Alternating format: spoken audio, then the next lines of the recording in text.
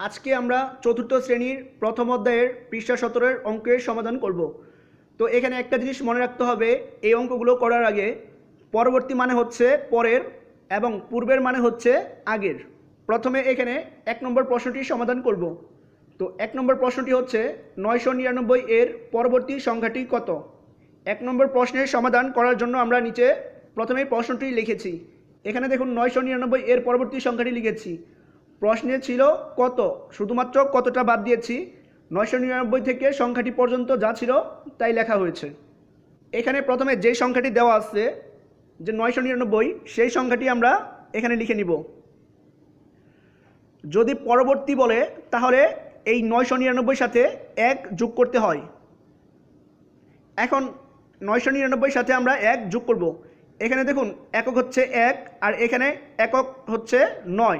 আমরা জানি একক সবসময় ডান পাশে বসে। এই তিনটা সংখ্যার মধ্যে ডান পাশের সংখ্যা হচ্ছে 9, এজন্য একক হচ্ছে 9। তো 1 আর 9 যোগ করলে হয় 10, 10-এর 0। যেহেতু এটা আমরা এককের ঘর যোগ করেছি, এই জন্য আমরা এককটা জানি ডান পাশে হয়, তাই আমরা শূন্যটা ডান পাশে লিখেছি।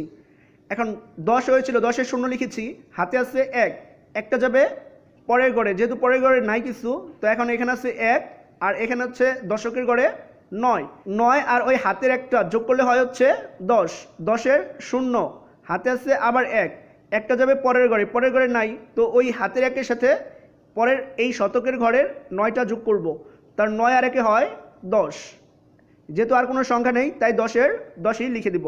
তাহলে 1000ই হচ্ছে 999 এর পরবর্তী সংখ্যা। এখন আমরা 2 নং প্রশ্নটি সমাধান করব। তো 2 নং প্রশ্নটি হচ্ছে 10,000 এর পূর্বের সংখ্যাটি কত। 2 নং প্রশ্নটি সমাধান করার জন্য আমরা প্রথমেই লিখে নিয়েছি 10,000 এর পূর্বের সংখ্যাটি, শুধুমাত্র কত লেখাটি বাদ দিয়েছি। এখন এখানে যেহেতু 10,000 ছিল আগে থেকেই, তো 10,000 সংখ্যাটি লিখে দিব। যদি প্রশ্নের পূর্বের সংখ্যাটি বের করতে বলে তখন 1 বিয়োগ করতে হয়, এই জন্য আমরা 1 বিয়োগ লিখেছি। এখন আমরা 10,000 থেকে 1 বাদ দিব। তো আমরা জানি একক থেকে একক বাদ দিতে হয়, দশক থেকে দশক। এখানে 10,000-এর মধ্যে একক হচ্ছে ডান পাশের সংখ্যা, ডান পাশে 0 রয়েছে আর এখানে রয়েছে 1। তো এই প্রথমে যে সংখ্যাটা রয়েছে 10,000, এটাকে আমরা ধরবো উপরের সংখ্যা এবং একটাকে ধরবো নিচের সংখ্যা। বিয়োগের ক্ষেত্রে উপরে ছোট সংখ্যা হইলে যদি তা 0 থাকে তাহলে তাকে 10 ধরতে হয়। তো 10 থেকে নিচের 1 বাদ দিব। 10 থেকে 1 বাদ দিলে হয় হচ্ছে 9। যেহেতু আমরা 0টাকে 10 ধরেছি, এজন্য আমাদের হাতে আছে 1, একটা যাবে দ্বিতীয় ঘরে আর উপরে দ্বিতীয় ঘরে রয়েছে 0, নিচে আছে 1। যেহেতু উপরের সংখ্যাটি ছোট, এই জন্য 0কে আবার আমরা 10 ধরব। তো 10 থেকে হাতের 1 বাদ দিলে হয় হচ্ছে 9। তো আবার যেহেতু আমরা দ্বিতীয় ঘরটাকে 10 ধরেছিলাম, এজন্য আবার হাতে আছে 1, একটা যাবে 3 নম্বর ঘরে নিচে আর এখানে উপরে 3 নম্বর ঘরে রয়েছে হচ্ছে 0। যেহেতু 0টা ছোট 1 থেকে, এই জন্য 0কে আবার ধরবো 10। তো 10 থেকে ওই হাতের একটা বাদ দিব, তাহলে থাকবে হচ্ছে 9। আবার 0টাকে 10 ধরেছিলাম, সেজন্য আবার হাতে থাকবে 1, একটা যাবে চতুর্থ ঘরে। তো চতুর্থ ঘরে উপরে রয়েছে 0, 0টাকে আবার ধরবো 10, 10 থেকে হাতের 1 বাদ দিলে থাকবে হচ্ছে 9।